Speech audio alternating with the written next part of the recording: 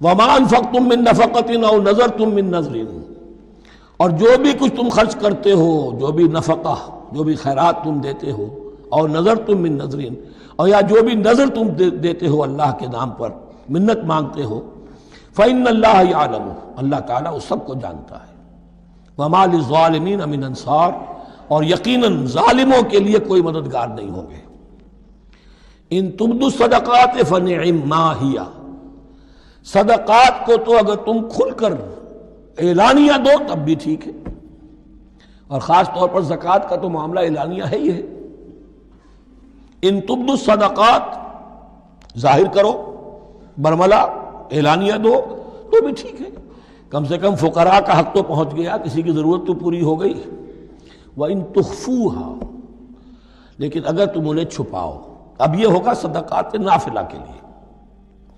ایک جو صدقات جو ہے کہ جو لازماً دینے ہیں واجبہ، ان کو تو ان کے لیے اخفاء نہیں ہے، یہ دین کی حکمت کو ذہن میں رکھیے، فرض عبادات اعلانیہ ادا کی جائیں گی۔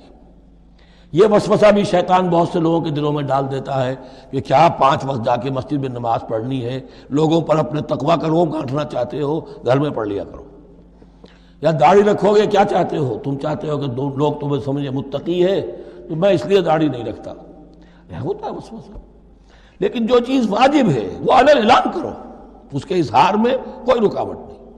ہاں جو صدقات نافلہ ہیں، جو نماز نفل ہے، اسے چھپا کر کرو، اس کا اظہار بہت بڑا فتنہ ہوتا ہے، نفل عبادت کا اظہار بہت بڑا فتنہ ہے۔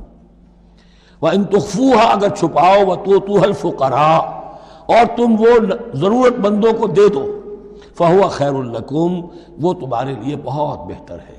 اب دیکھیے خیر لکم کہا، یہ تمہارے لیے بہتر ہے۔ پہلے کہا تھا ظاہر کر کے دیتے ہو فنعم ما ہی، وہ بھی ٹھیک ہی ہے، اس لیے کہ فقراء کا حق تو چلیے ادا ہو گیا، کچھ نہ کچھ مل تو گیا، خسیس کے اور کنجوس کے مال میں سے کچھ نکلا تو صحیح۔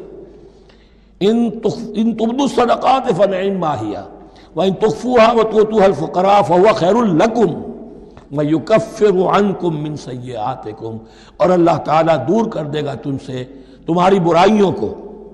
واللہ بما تعملون خبیر، اور جو کچھ تم کر رہے ہو اللہ تعالیٰ اس سے باخبر ہے۔